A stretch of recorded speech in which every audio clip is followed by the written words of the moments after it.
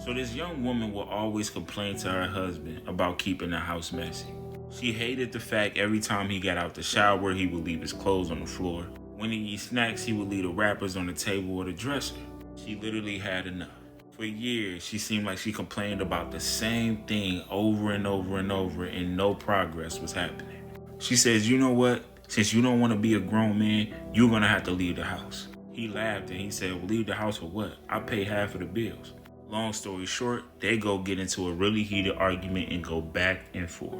It got so bad that she screamed to the top of her lungs, get the F out of my house. He's screaming to the top of his lungs, are you serious? Are you really gonna act like this over dirty clothes and candy wrappers? She goes into the drawer and grabs a knife. Once he sees that, he doesn't want to put his hands on her, so he starts walking out the house. As he's walking out the house, he says, I cannot believe you would do something like this. And she keeps screaming, get out, get out.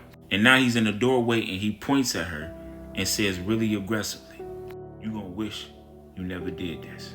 She said, well, I can't wait, and slams the door in his face.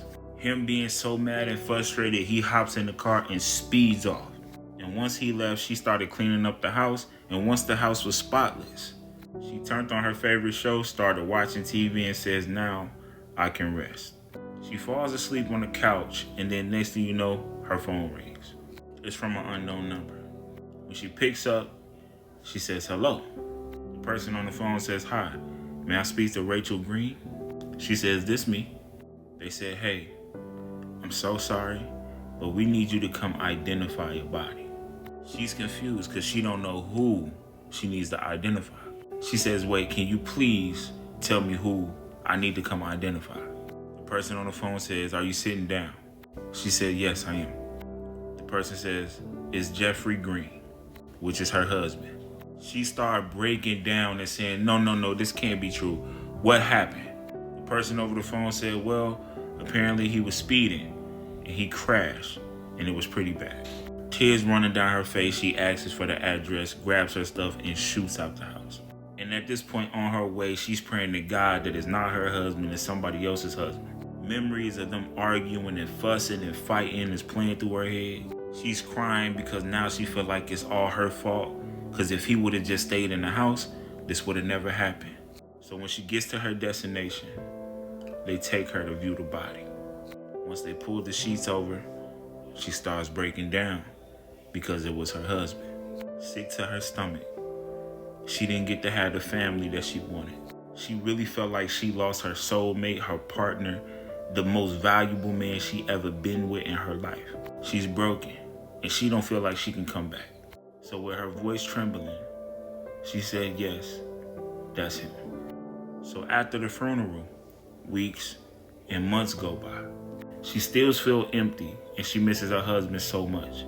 So one day she was doing laundry and she put one of the baskets on top of the dryer.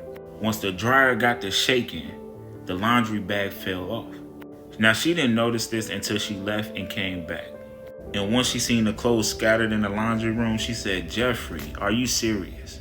And starts putting the clothes back into the laundry basket. And she screamed, Jeffrey. But then it clicked to her. Jeffrey is not there.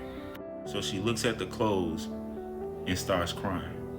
But then she realized the feeling she got by the clothes being on the floor made her feel like Jeffrey was still coming home. So she took some of his clothes and put them in the bathroom, put them in a walk-in closet on the floor.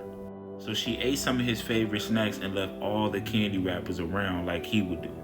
And now she felt that peace because it felt like Jeffrey was still there. Now the great part about this story is that it's all made up.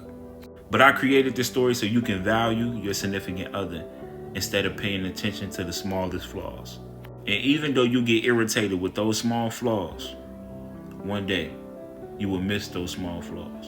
If y'all want more story times like this, type story times in the comments and I got you. Your comment could be in the next video. Definitely let me know what y'all think in the comments and make sure y'all follow for more content like this.